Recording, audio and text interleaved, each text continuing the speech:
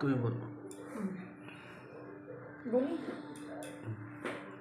বন্ধুরা, আজকে রান্না করেছি বেগুন ভাজা, মাছ ভাজা, কাতল মাছ ভাজা, তার সঙ্গে করেছি আজকে রান্না করেছি শুক্তো আর বড়ি আলু দিয়ে, এই দেখুন, তার সঙ্গে বেগুন ভাজা, কাতলা মাছ ভাজা, কাতলা মাছের কালিয়া, বাঁধাকপির তরকারি, এতে হচ্ছে মুগের ডাল, এটা হচ্ছে পালং শাকের তরকারি।